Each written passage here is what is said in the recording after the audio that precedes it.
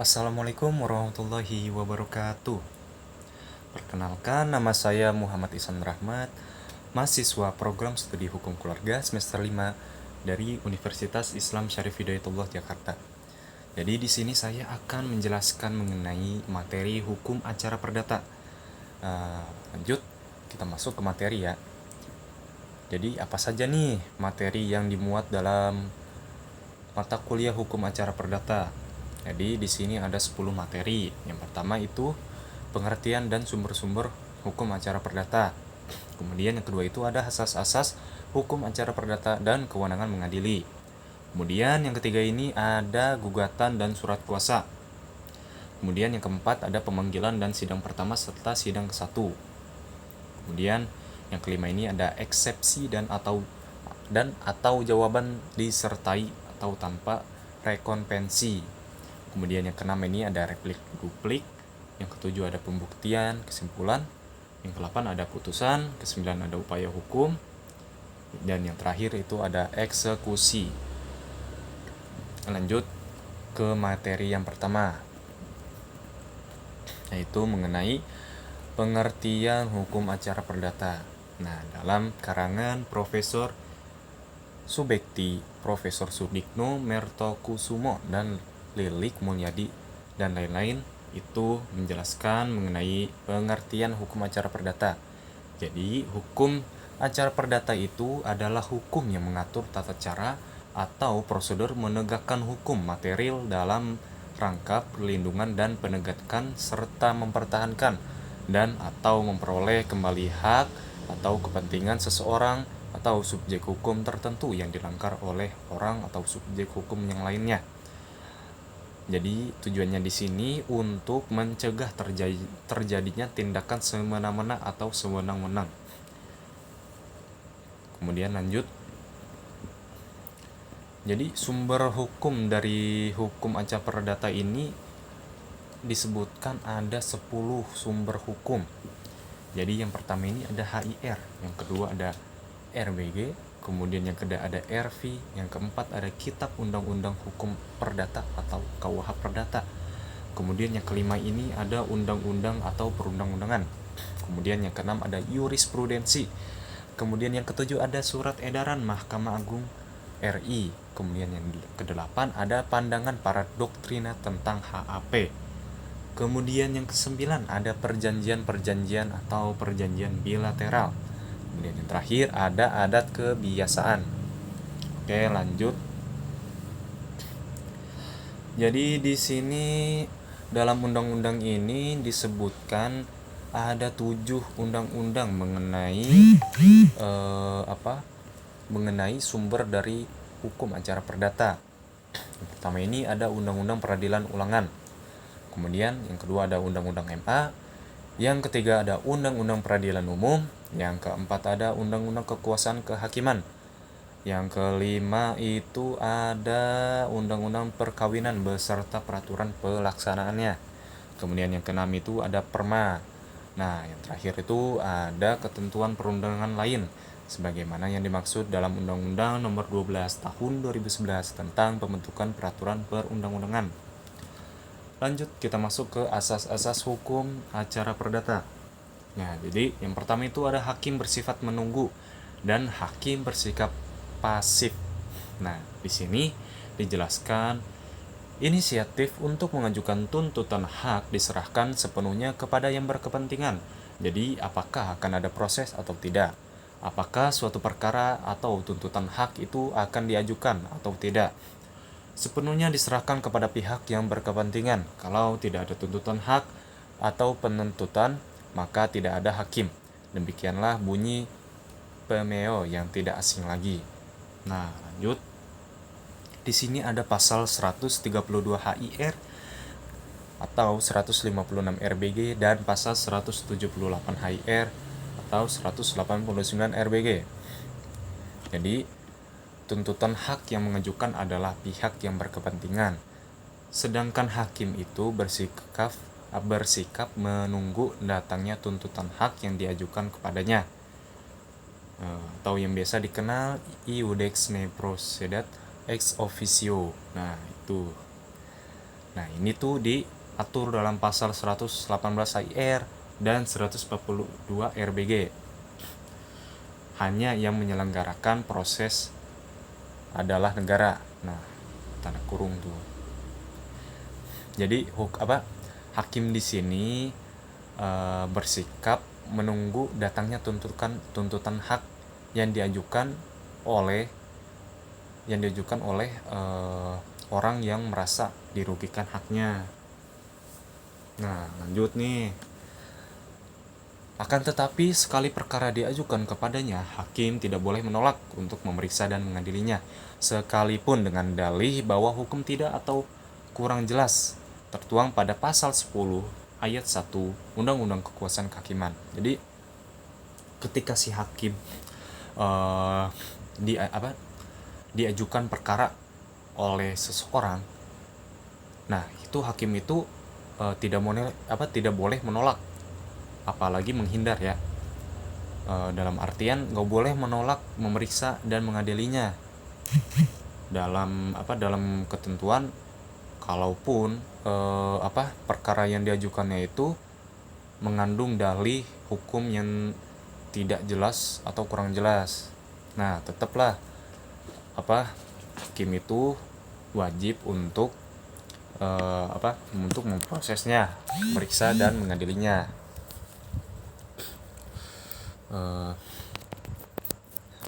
Lanjut di sini ada hakim di dalam memeriksa perkara perdata itu bersifat pasif. Nah, jadi hakim itu ketika memeriksa perkara perdata itu bersifat pasif ya. Nah, dalam arti ini HP-nya. Dalam arti kata bahwa ruang lingkup atau luas pokok sengketa yang diajukan kepada hakim untuk diperiksa pada dasarnya ditentukan oleh para pihak yang berperkara dan bukan oleh hakim. Nah, jadi ruang lingkup atau luas pokok sengketa yang diajukan oleh seseorang kepada hakim itu diperiksa pada asasnya dan ditentukan oleh para pihak yang berperkara. Nah, hakim itu nggak bisa menentukan luas pokok sengketa. Nah, kemudian di sini ada hakim harus aktif memimpin sidang, melancarkan jalannya persidangan, membantu kedua belah pihak dalam mencari kebenaran. Tetapi dalam memeriksa perkara perdata, hakim harus bersikap tuturi. Hakim terikat pada peristiwa yang diajukan oleh para pihak.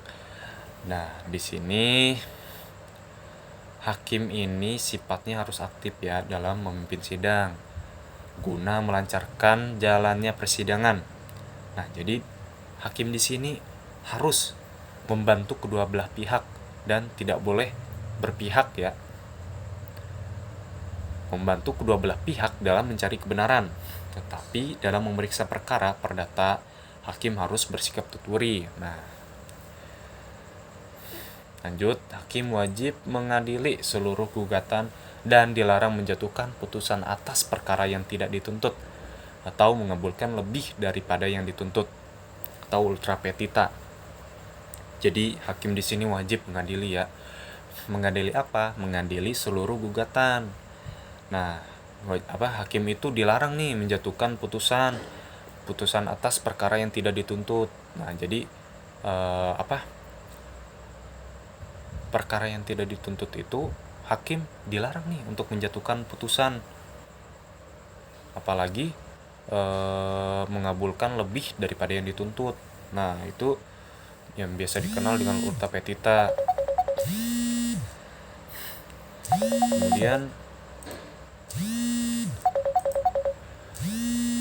hanya peristiwa yang disengketakan sajalah yang harus dibuktikan. Hakim terikat pada peristiwa yang menjadikan sengketa yang diajukan oleh para pihak. Para pihaklah yang diwajibkan untuk membuktikan dan bukan hakim. Ini dinamakan dengan asas Verhandlungs Maxim.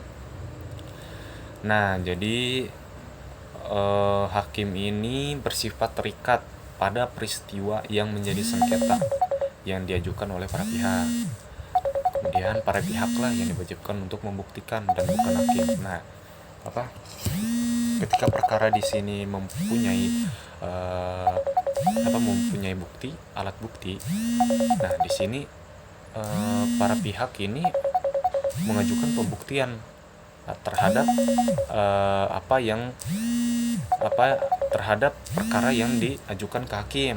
Nah, di sini hakim ini gak berhak nih untuk membuktikan atas perkara yang diajukan oleh para pihak. Nah, ini disebut dengan asas Verhandlungsmaxim. Nah, kemudian yang kedua ini ada peradilan terbuka untuk umum.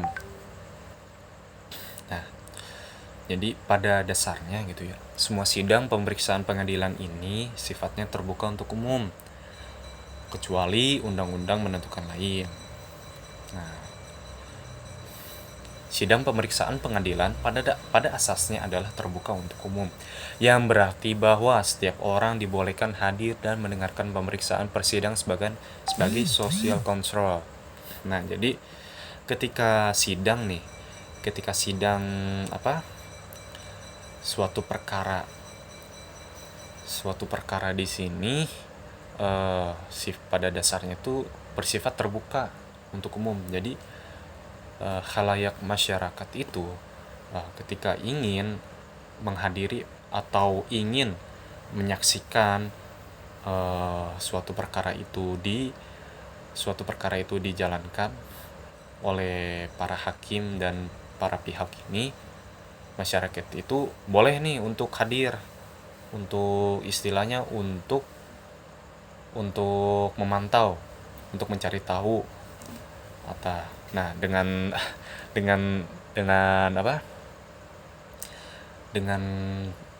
ketentuan yang hadir di sini, masyarakat yang hadir yang tidak berkepentingan ini hanya diperbolehkan untuk mendengarkan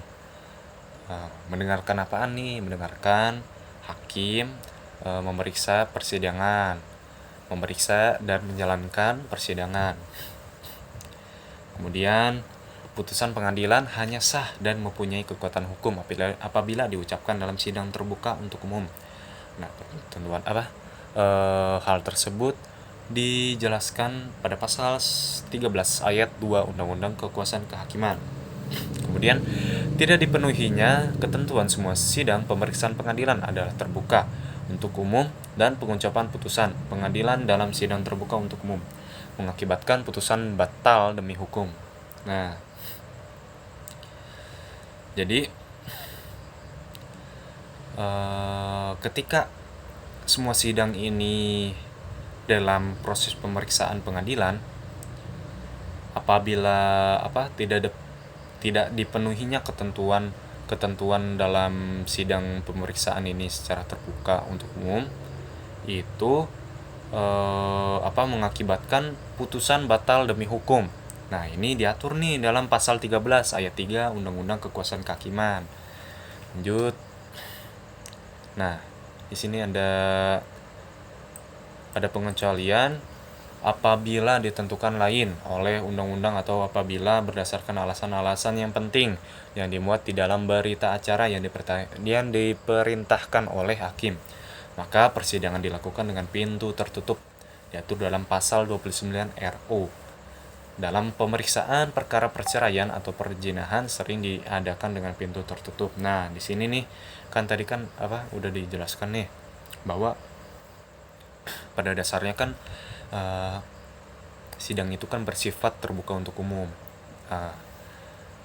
Ada kecualinya kan, ada pengecualian undang-undang menentukan lain. Nah, maksud undang-undang menentukan lain ini ada perkara yang memang sifatnya itu tertutup untuk umum. Nah, ini yang bersifat tertutup untuk umum ini yaitu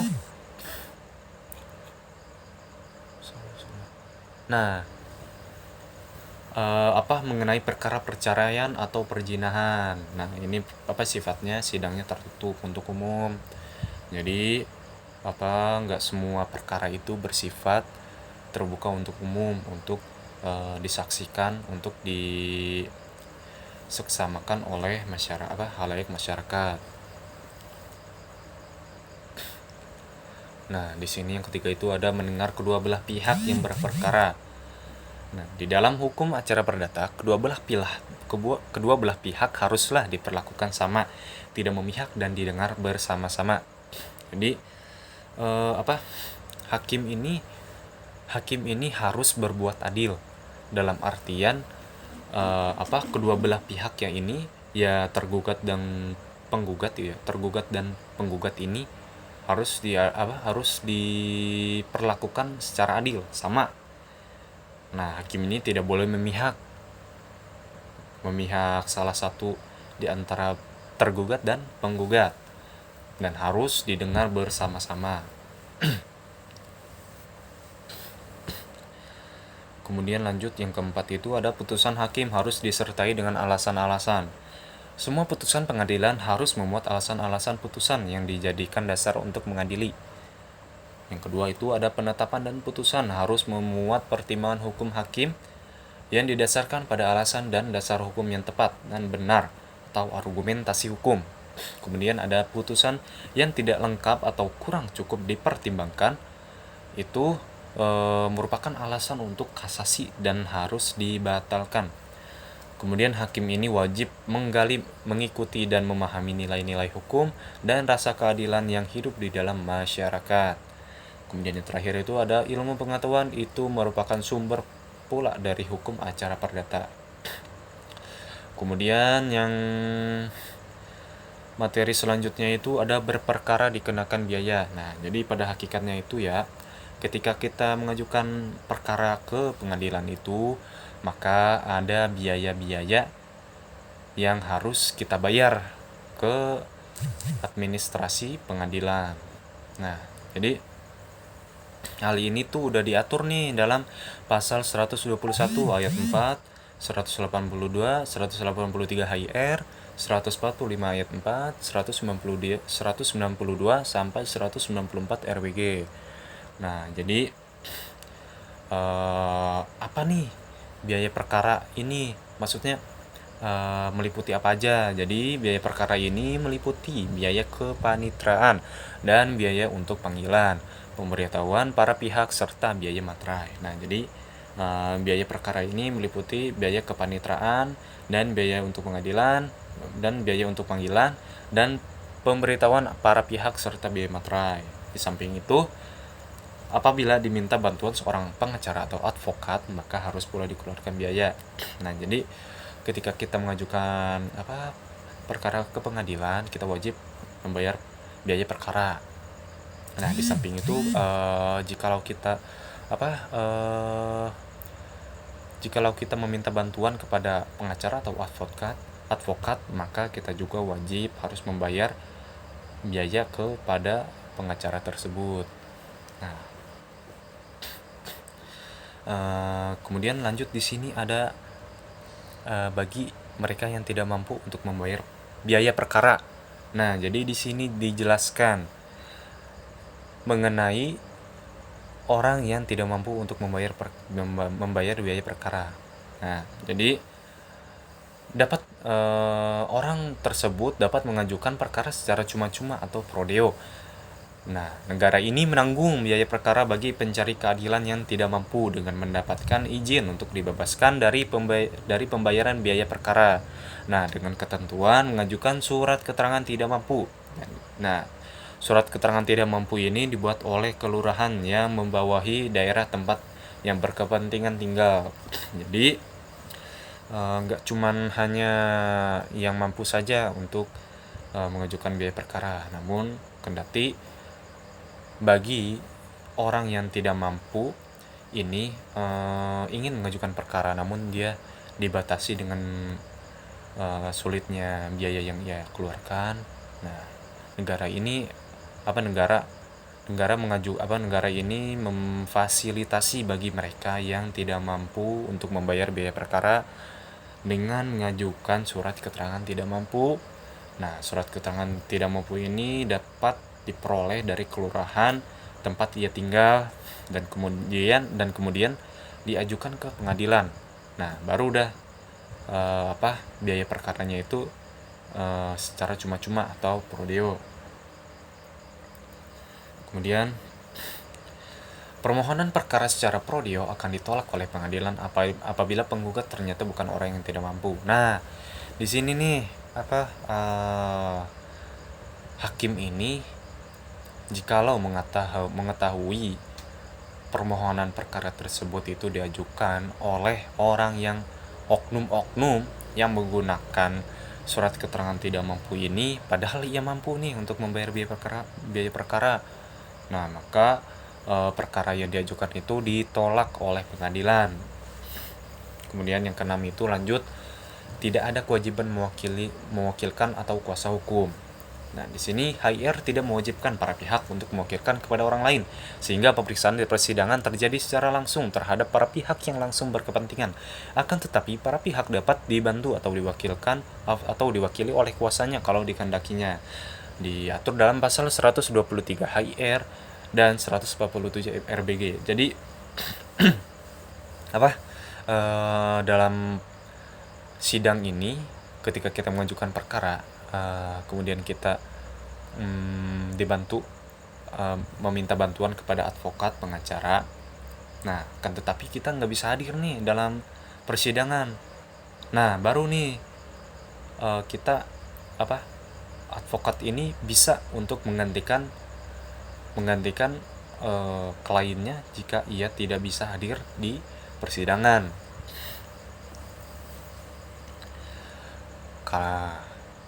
Lanjut nih. Setiap orang yang tersangkut perkara berhak memperoleh bantuan hukum, diatur dalam pasal 68B ayat 1 Undang-Undang Peradilan Umum. Jasa hukum nih, pengertian jasa hukum. Jasa hukum adalah jasa yang diberikan advokat berupa memberikan konsultasi hukum, bantuan hukum, menjalankan kuasa, mewakili, mendampingi, membela, dan melakukan tindakan hukum lain untuk kepentingan hukum klien. Diatur dalam pasal 1 angka 2 Undang-Undang Advokat. Nah, jadi tadi kan klien kan nggak bisa hadir tuh ya. Nah, jadi udah diatur nih dalam Undang-Undang Advokat. Tugas seorang advokat ini memberikan konsultasi hukum, bantuan hukum, menjalankan kuasa, mewakili, mendampingi. Nah, mewakili di sini apa? Mewakili ketika memang klien tersebut tidak bisa hadir dalam persidangan. Nah, apa sih itu? Advokat itu apa sih gitu. Jadi advokat itu adalah orang yang berprofesi memberi jasa hukum baik di dalam maupun di luar pengadilan yang memenuhi persyaratan berdasarkan ketentuan Undang-Undang Advokat pasal 1 angka 1 Undang-Undang Advokat. Jadi lanjut kita ke materi selanjutnya. Di sini ada forum penyelesaian sengketa perdata. Jadi penyelesaian sengketa perdata dalam perspektif hukum Indonesia di sini satu ada litigasi atau jalur pengadilan. Kemudian ada non litigasi.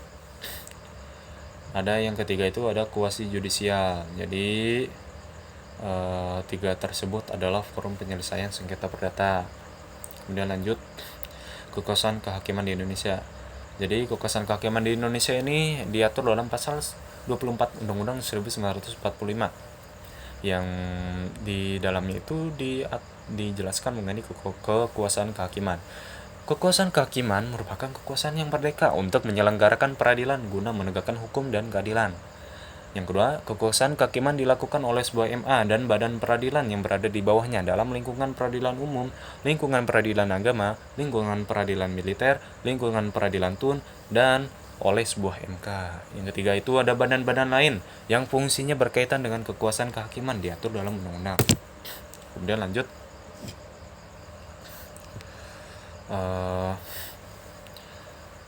kita lanjut ke kewenangan atau kompetensi pengadilan. Yang pertama itu kompetensi atau kewenangan absolut diatur dalam pasal 25 ayat 1 Pasal 18 Undang-Undang Kekuasaan Kehakiman mengatur badan peradilan yang berada di bawah MA meliputi apa aja nih.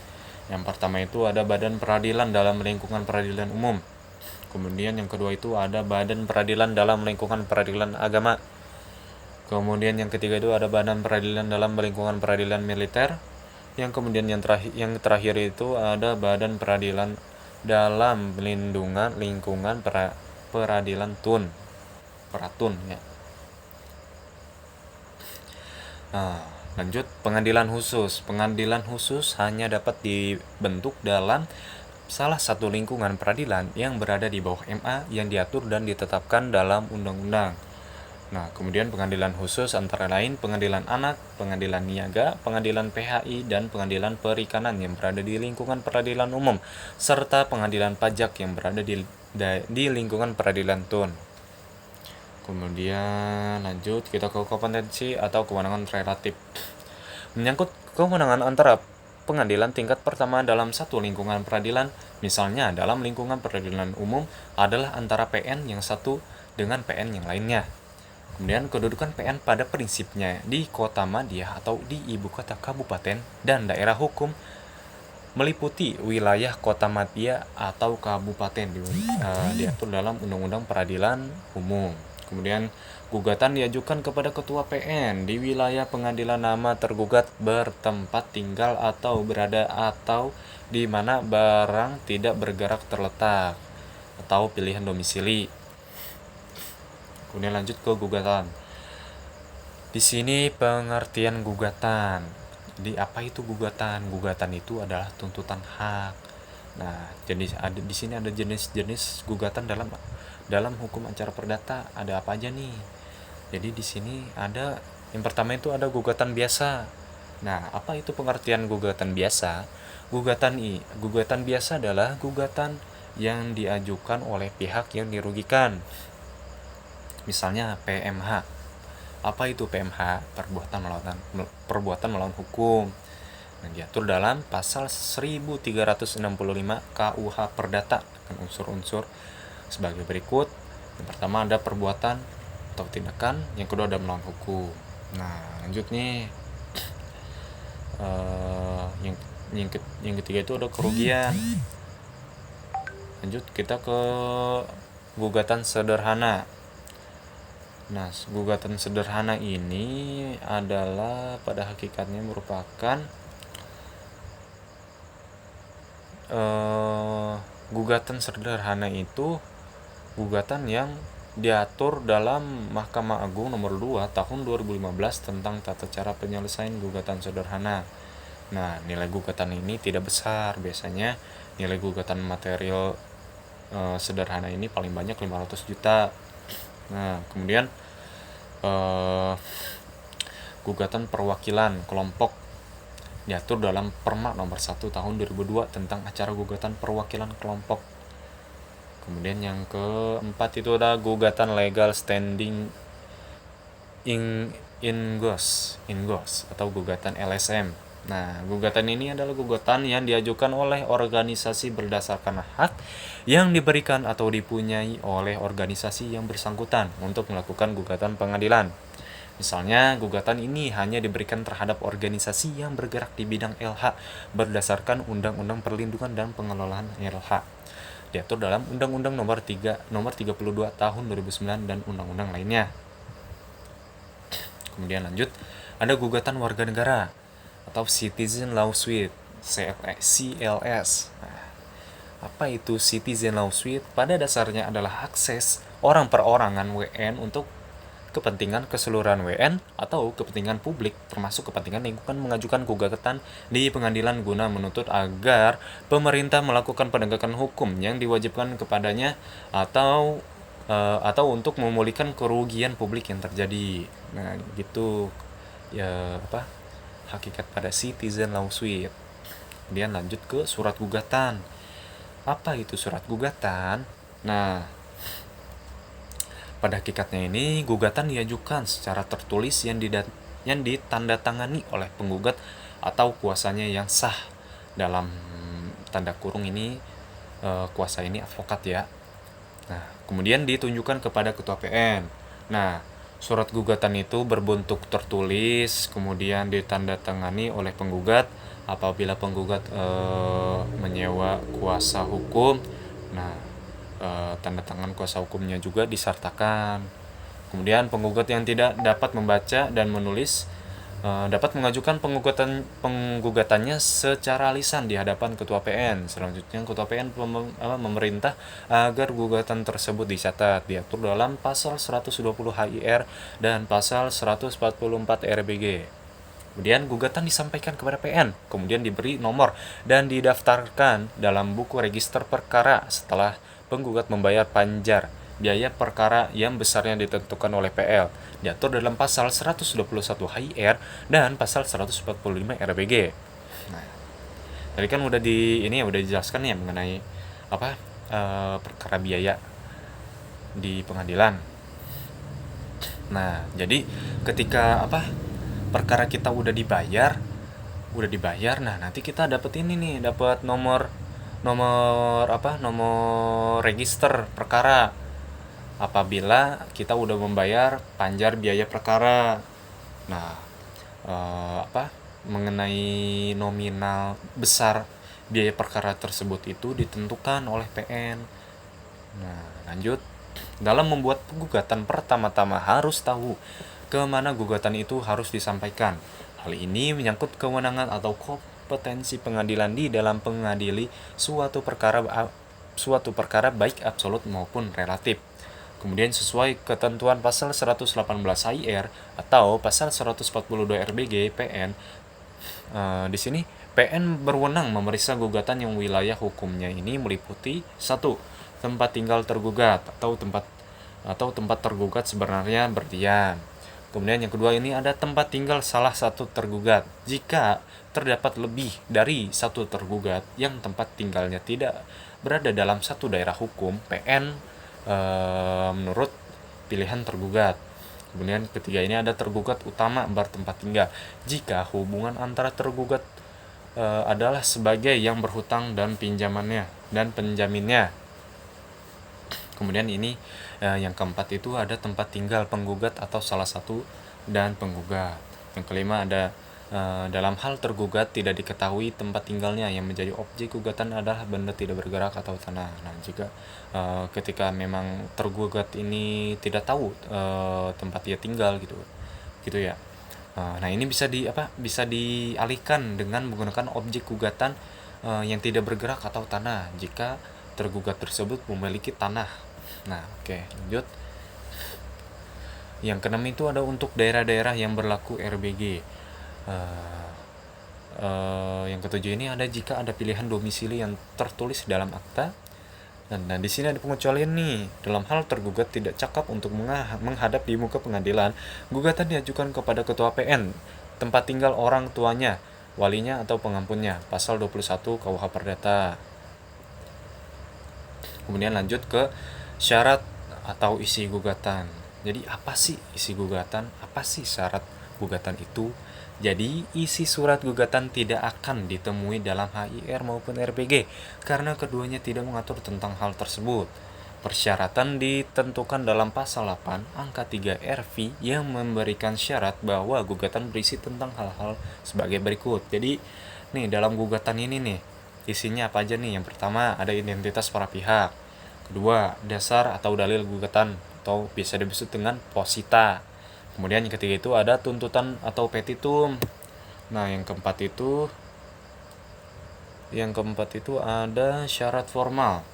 Nah, syarat formal ini terdiri apa aja ini? Jadi syarat formal itu terdiri, yang pertama itu ada tempat dan tanggal. Waktu pembuatan apa? Waktu pembuatan gugatan tersebut. Kemudian ada tanda materai secukupnya. Nah, dilampirkan disertakan materai ya dalam tanda tangan. Kemudian yang ketiga ada tanda tangan, yang keempat ada tanda cap stempel dari bantuan hukum apabila penggugat atau tergugat menyewa advokat ya, jasa advokat gitu. Nah, kemudian yang kedua itu ada syarat-syarat material. Terdiri apa aja nih syarat-syarat material? Yang pertama ada identitas para pihak. Kemudian ada dasar gugatan. Kemudian ada tuntutan hukum atau petitum. Kemudian di tuntutan hukum ini ada primer dan subsidiar. Apa itu primer? Nah, dalam primer di sini tuntutan pokok. Apa itu tuntutan pokok? Tuntutan pokok adalah tuntutan penggugat yang dimohonkan agar diputus dan dikabulkan oleh hakim. Kemudian ada tuntutan tambahan. Tuntutan tambahan di sini dapat berupa putusan serta merta atau duang som. Nah, lanjut ke subsidiar atau sekunder. Nah, jadi subsidiar ini kegunaan atau manfaat ditulisnya kata-kata mohon keadilan yang seadil-adilnya. Nah, dalam tuntutan hukum ini nanti ada nih ada primer, ada subsidiar. Nah, dalam kata-kata subsidiar sini dimuat mohon keadilan yang seadil-adilnya. Terus apabila tuntutan primer ditolak, masih ada kemungkinan dikabulkannya gugatan yang didasarkan atas kebebasan hakim serta keadilan. Nah, lanjut ke sistematika kerangka struktur surat gugatan perdata. Jadi di sini itu memuat apa saja? Yang pertama itu ada tempat dan tanggal, waktu pembuatan atau pengajuan surat gugatan. Kemudian yang kedua itu ada ditunjukkan kepada ketua PN yang berwenang beserta alamat PN. Kemudian yang ketiga itu ada hal atau perihal gugatan mengenai entah itu dari PMH atau perceraian, memprestasi dan lain-lain. Kemudian yang keempat itu ada salam pembuka. Kemudian yang kelima ada nama kuasa hukum jika tergugat atau penggugat itu menyewa advokat, jasa advokat ya. Kemudian yang keenam itu ada identitas lengkap PGT atau para PGT. Kemudian yang ketujuh ada identitas lengkap. Kemudian yang kedelapan itu ada posita. Apa itu posita? Posita itu ada fundamentum patendi atau dasar gugatan. Jadi dalam dasar gugatan itu atau tuntutan itu terdiri dari dua bagian. Yang pertama itu bagian yang menguraikan tentang kejadian-kejadian atau peristiwanya, merupakan penjelasan duduknya perkara. Kemudian yang kedua itu dari bagian yang menguraikan tentang hukumnya, memuat tentang adanya hak atau hubungan hukum yang menjadi dasar yuridis dari tuntutan. Kemudian apa aja nih yang dapat diterima sebagai dasar gugatan? Nah, jadi ada yang diterima ini, yang pertama ini adanya kepentingan hukum yang cukup. Kemudian yang kedua ada mempunyai dasar hukum. Yang ketiga ada gugatan harus diajukan oleh orang atau pihak yang mempunyai hubungan hukum langsung. Nah, lanjut. Di sini kita ke tuntutan hukum. Petitum atau petita. Nah, antara posita dengan petitum harus berhubungan karena posita adalah dasar dari petitum, sehingga hal-hal yang tidak dikemukakan dalam posita tidak dapat dimohonkan dalam petitum. Petitum tidak boleh bertentangan dan melebihi posita, namun petitum dapat kurang dari posita. Hakim dapat mengabulkan hal-hal yang tidak dimintakan dari petitum asal hal tersebut telah dikemukakan dalam posita. Kemudian hakim tidak dapat mengabulkan hal-hal yang tidak ada dalam posita maupun petitum. Kemudian di sini memuat apa yang diminta atau diharapkan oleh penggugat agar diputuskan oleh hakim, yaitu jadi di sini yang diminta atau diharapkan dari penggugat ini agar permohonannya itu dikabulkan dan disetujui oleh hakim itu memuat yang pertama itu ada primer. Primer apa aja nih? Primer ada tuntutan pokok, tuntutan tambahan. Nah, jadi ada subsidiar juga nih, ada subsidiar. Nah, subsidiar kayak tadi itu yang kata-kata manfaat ditulisnya kata-kata mohon keadilan yang seadil-adilnya. Nah, itu kata-kata dalam subsidiar. Kemudian yang ke-10 itu ada salam penutup. Apa nih? Kata-kata dalam surat gugatan mengenai salam penutup. Nah, jadi dalam salam penutup ini kata-katanya ini adalah demikianlah gugatan ini kami ajukan. Atas perkenan dan terkabulnya gugatan ini kami haturkan terima kasih kepada majelis hakim. Nah, itu kata-kata dalam salam penutup. Kemudian lanjut ke 11 itu ada hormat kami. Jika tergugat atau penggugat itu menyewa jasa advokat, pengacara. Kemudian yang ke-12 itu ada tanda materai secukupnya. Nah, jadi materai juga penting ya, wajib ya dalam surat gugatan itu karena menunjukkan sahnya. sahnya suatu surat gugatan. Ketika udah materai ditempel, barulah tanda tangan kita di atas materai. Kemudian lanjut ke materi mengenai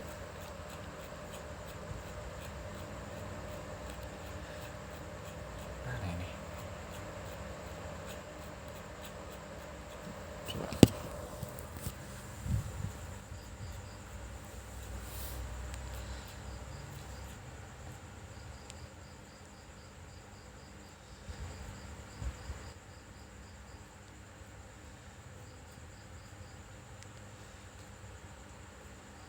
Kita lanjut mengenai upaya hukum. Oke. Apa nih upaya hukum nih? Terdiri apa saja upaya hukum? Jadi upaya hukum itu terdiri dari perlawanan atau verzet, banding atau revisi, kasasi atau kasati. Oke. Yang kedua ini ada upaya hukum luar biasa. Apa itu upaya hukum luar biasa? Nah, dalam upaya hukum luar biasa itu ada peninjauan kembali dan der den verzet. Upaya hukum biasa, satu perlawanan atau verzet diatur dalam pasal 125 ayat 3 HIR dan 149 RBG. Kemudian yang kedua itu ada banding atau revisi.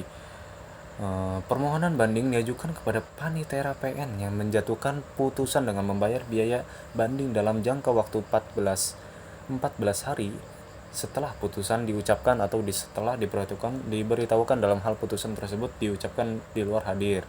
Kemudian yang ketiga itu ada kasasi. Kasasi itu di satu pihak. Pemeriksaan kasasi adalah merupakan upaya hukum dari pihak yang dikalahkan dan merasa dirugikan oleh putusan hakim, putusan pengadilan tinggi atau judex facti. Kemudian di lain pihak, pemeriksaan kasasi adalah merupakan salah satu tindakan MA untuk melakukan pengawasan atas putusan-putusan pengadilan. Pemeriksaan kasasi adalah mengenai penerapan hukum dan tidak melakukan pemeriksaan kembali perkara. Kemudian permohonan kasasi diajukan oleh pihak-pihak yang tidak puas dengan putusan pengadilan banding. Nah, apa aja nih permohonan kasasi nih yang diajukan para pihak ketika memang tidak puas gitu akan hasilnya yang diputuskan oleh pengadilan banding. Yang pertama itu ada diajukan di hadapan panitera PN di mana perkara itu diadili pada tingkat pertama. Yang kedua itu ada dalam jangka waktu 14 hari setelah putusan diucapkan atau setelah diberitahukan dalam hal putusan diucapkan di luar hadirnya pihak. Kemudian yang ketiga itu ada permohonan kasasi, berkewajiban untuk mengajukan memori kasasi selambat-lambatnya dalam jangka waktu 14 hari setelah pernyataan kasasi dilakukan. Kemudian ada alasan-alasan untuk dapat melakukan kasasi. Nah, diatur dalam pasal 30 nih. Apa aja nih alasan-alasan dapat melakukan kasasi? Yang pertama itu adalah tidak berwenang atau melampaui batas wewenang. Yang kedua itu ada salah menerapkan atau melanggar hukum yang berlaku. Kemudian yang ketiga itu adalah lalai memenuhi syarat-syarat yang diwajibkan oleh peraturan-peraturan undang-undang yang mengancam kelalaian itu dengan batalnya hukuman, dengan batalnya putusan. Nah, kemudian putusan MA dalam peradilan tingkat kasasi. Putusan dapat berupa permohonan kasasi. Permohonan kasasi di sini meliputi yang pertama tidak dapat diterima di mana permohonan kasasi tidak memenuhi persyaratan formal. Yang kedua itu ditolak atau tidak salah menerapkan hukum. Yang ketiga itu dikabulkan. Oke, alasan-alasan permohonan kasasi tentang judex facti telah salah atau tidak benar dalam penerapan hukumnya, atau karena alasan-alasan hukum lainnya sehingga juris akan mengadili sendiri. Kemudian MA, Pengadilan Negara Tertinggi melakukan pengawasan. MA merupakan pengadilan negara tertinggi melakukan pengawasan tertinggi atas perbuatan pengadilan dalam lingkungan peradilan yang berada di bawahnya. Apa aja nih tugas dan kewenangan Mahkamah Agung? Yang pertama itu ada memeriksa permohonan kasasi. Kemudian yang kedua itu ada menguji peraturan perundang-undangan di bawah undang-undang terhadap undang-undang. Kemudian yang ketiga ini ada kewenangan lain yang diberikan undang-undang. Kemudian upaya hukum luar biasa. Yang pertama itu ada apa aja nih dalam upaya hukum luar biasa? Yang pertama ada peninjauan kembali. Peninjauan kembali ini diatur dalam pasal 24 Undang-Undang Kekuasaan Kehakiman dan pasal 34 dan pasal 67 sampai 76 MA. PK. Nah, di sini pengertian PK. PK merupakan yang pertama itu suatu upaya agar putusan pengadilan PK itu peninjauan kembali ya. Nah, yang pertama itu ada suatu upaya agar putusan pengadilan yang telah mempunyai kekuatan hukum yang tetap dapat diperiksa kembali. Kemudian yang kedua itu diajukan oleh para pihak yang berperkara atau ahli warisnya atau seorang wakilnya yang khusus dikuasakan untuk itu. Yang ketiga ada dengan membayar biaya perkara. Yang keempat ditunjukkan kepada MA melalui ketua PN yang memutus perkara dalam tingkat pertama. Kemudian yang kelima itu diajukan oleh pemohon secara tertulis dengan menyebutkan sejelas-jelasnya alasan yang dijadikan dasar permohonan. Kemudian alasan untuk mengajukan permohonan PK yaitu dalam pasal 67 apa aja nih? Yang pertama ada apabila putusan didasarkan pada suatu kebohongan atau tipu muslihat lawan yang diketahui setelah perkaranya diputus atau didasarkan kepada bukti-bukti yang kemudian oleh hakim pidana dinyatakan palsu dalam jangka waktu 80 hari sejak diketahui adanya kebohongan tipu muslihat atau sejak putusan hakim pidana mempunyai kekuatan hukum yang tetap diatur dalam pasal 69 huruf A. Kemudian yang kedua itu ada apabila setelah perkara diputus ditemukan surat-surat bukti yang bersifat menentukan yang pada waktu perkaranya diperiksa tidak ditemukan atau novum. Tenggang waktu 180 hari sejak ditemukan novum. Diatur dalam pasal 69 huruf B. Kemudian yang ketiga itu ada apabila telah dikabulkan suatu hal yang tidak dituntut atau lebih daripada yang dituntut. Kemudian yang keempat itu ada apabila mengenai sesuatu bagian dari tuntutan belum diputus tanpa dipertimbangkan sebabnya. Kemudian yang kelima itu ada apabila antara pihak-pihak yang sama mengenai soal yang sama atas dasar yang sama oleh pengadilan yang sama atau sama tingkatnya telah diberikan putusan yang bertentangan satu dengan yang lain. Kemudian yang terakhir itu apabila dalam suatu putusan terdapat suatu kekhilafan hakim atau suatu kekeliruan yang nyata sejak 180 hari terhitung sejak putusan memperoleh kekuatan hukum tetap dan telah diberitahukan kepada pihak yang berperkara. Kemudian putusan peradilan PK. Putusan dapat dalam bentuk ada 3 nih. Yang pertama itu putusan yang menyatakan permohonan PK tidak dapat diterima. Yang kedua itu ada putusan yang menyatakan permohonan PK ditolak. Kemudian yang ketiga itu ada putusan yang menyatakan bahwa permohonan PK. Kemudian yang kedua itu ada Derden Verzet. Apa itu Derden Verzet? Derden Verzet itu merupakan perlawanan pihak ketika melakukan perlawanan putusan hakim yang merugikannya terhadap penyitaan dan sita eksekusi atas dasar hak milik. Kemudian ada permohonan yang diajukan kepada ketua PN yang secara nyata melakukan penyitaan. Kemudian apabila melawan berhasil membuktikan pemilikannya maka ia dinyatakan sebagai perlawanan yang baik dan sita diperintahkan untuk diangkat. Sedang apabila tidak dapat membuktikan haknya maka ia adalah perlawanan yang tidak baik dan sita akan tetap dipertahankan. Kemudian kita lanjut ke materi. Di sini ada materi eksekusi. Apa itu eksekusi? Eksekusi itu adalah pelaksanaan putusan hakim. Apa itu syarat-syarat eksekusi? Nah, yang pertama itu ada putusannya telah BHT. Apa itu BHT?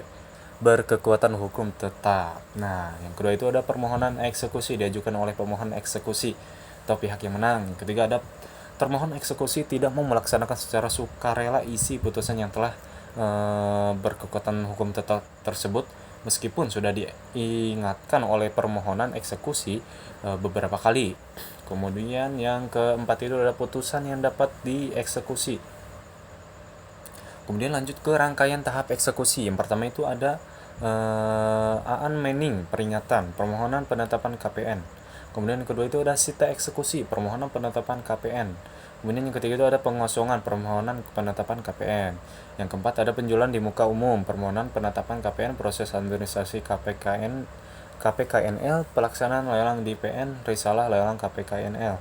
Yang kelima itu adalah hasil lelang yang diserahkan kepada panitera untuk diserahkan kepada pemohon eksekusi.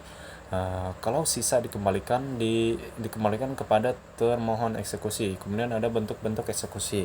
Yang pertama itu ada membayar sejumlah uang, diatur dalam pasal 157 HIR dan 208 RBG dilaksanakan melalui penjualan lelang terhadap barang-barang milik yang kalah perkara. Kemudian yang kedua itu ada melakukan suatu perbuatan hukum, suatu perbuatan tertentu. Kemudian yang ketiga itu ada eksekusi real atau mengosongkan benda tetap. Apa nih hal-hal yang perlu diperhatikan dalam eksekusi real ini? Eksekusi real ini yang pertama itu ada tempat atau barang yang akan dikosongkan haruslah sesuai dengan isi penetapan ketua PN, baik mengenai ukuran maupun batas-batasnya, sehingga dapat dihadiri salah eksekusi. Kemudian itu yang kedua itu ada lokasi tempat yang akan dieksekusi hendaknya diperhatikan secara seksama situasinya dan pihak termohon eksekusi sudah dijelaskan dan diberikan pengertian jauh sebelum eksekusi.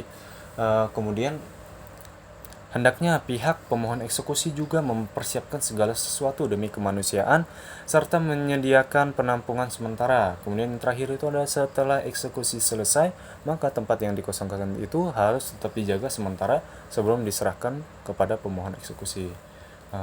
Demikian materi yang dapat saya jelaskan dalam mata kuliah hukum acara perdata. Tentunya banyak sekali kesalahan dalam ucapan saya, baik yang disengaja maupun tidak disengaja, dan juga masih banyak kekurangan dalam hal penyampaian materi. Kurang lebihnya mohon maaf. Saya pamit undur diri. Billahi taufik wal hidayah. Wassalamualaikum warahmatullahi wabarakatuh.